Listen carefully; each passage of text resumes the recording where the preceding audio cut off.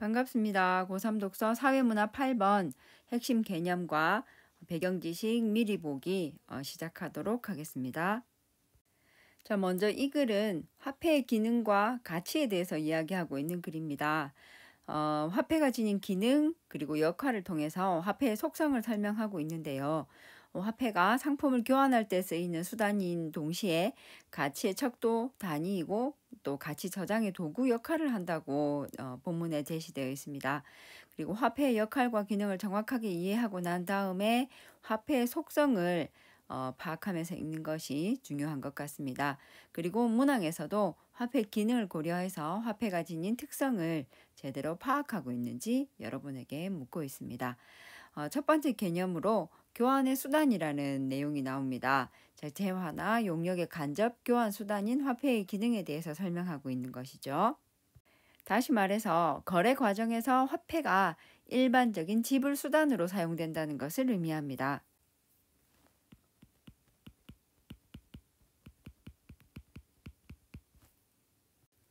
그리고 만약에 화폐가 존재하지 않는 경우에는 욕망의 상호 일치를 기대하기가 힘들다고 이야기했습니다.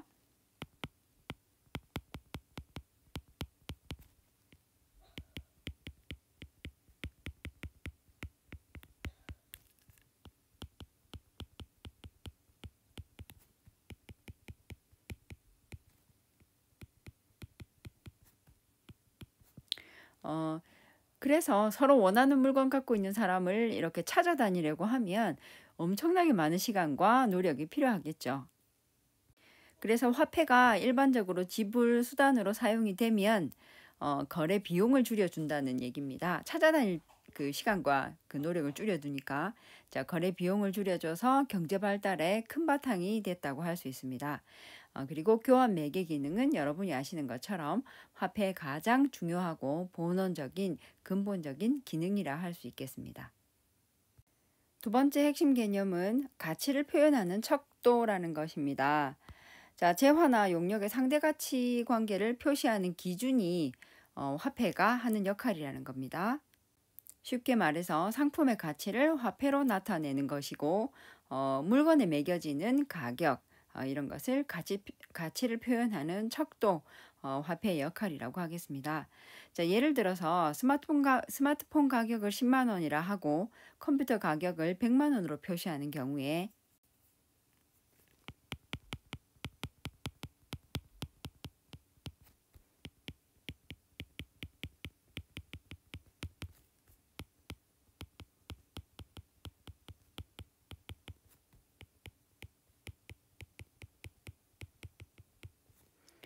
이런 경우에 스마트폰 한 대 가격을 컴퓨터 10분의 1이라고 표시할 수도 있습니다. 근데 만약에 이렇게 상대적인 가격을 가지고 스마트폰 가격을 컴퓨터의 10분의 1 이런 식으로 표현을 하게 되면 너무 불편하겠죠. 그래서 화폐로 상품의 가치를 나타내고 계산과 회계 단위로 사용하고 있습니다.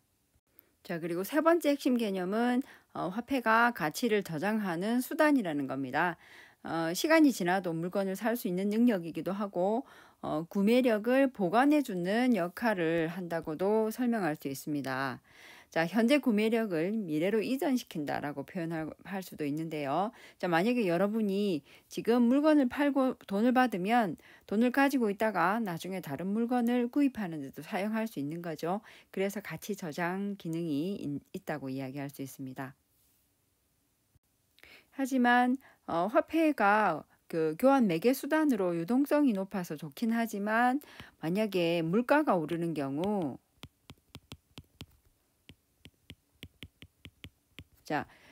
물가가 오르면 구매력이 하락하게 되죠. 이렇게 되면 화폐가 가치 저장 수단으로는 결함이 있게 되기도 합니다.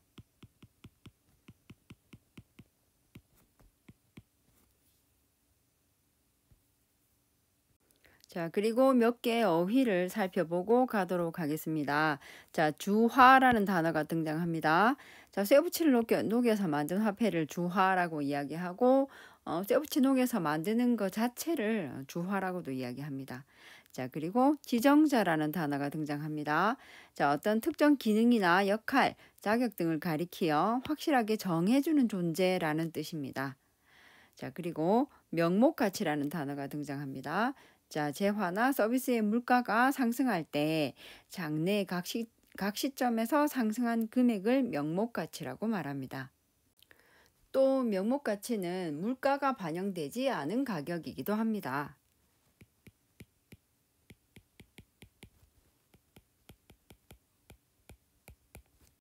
경제는 사실 심리에 의해서 영향을 많이 받는 영역입니다. 그래서 실제로 내가 임금이 올랐거나 내가 가지고 있는 부동산의 가치가 올랐다고 생각해서 그것이 내 심리적으로는 좋은 것이라고 생각하지만 실질적으로는 그것과 차이가 나는 경우가 있습니다. 예를 들어서 여러분의 임금이 한 해 동안 2%가 올랐다고 생각해 봅시다.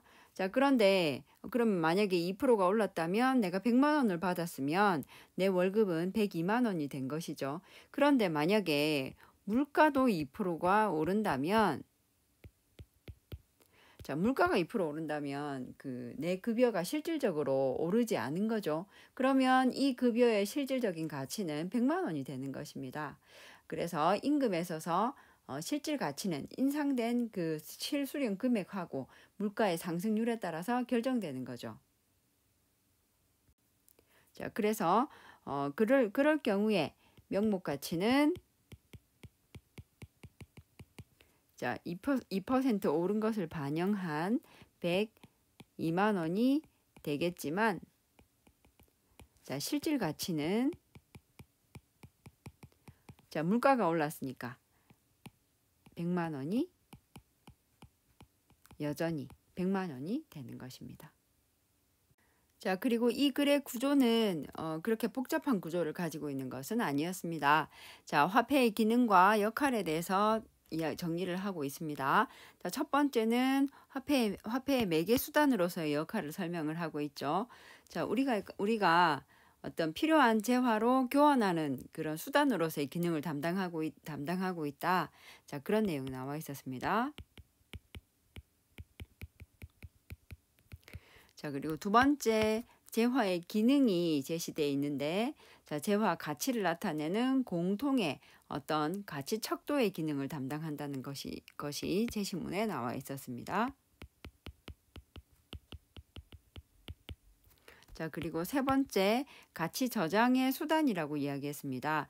자, 시간과 공간을 초월해서 재화의 교환이 이루어지도록 구매력을 저장하는 기능이라고 했습니다.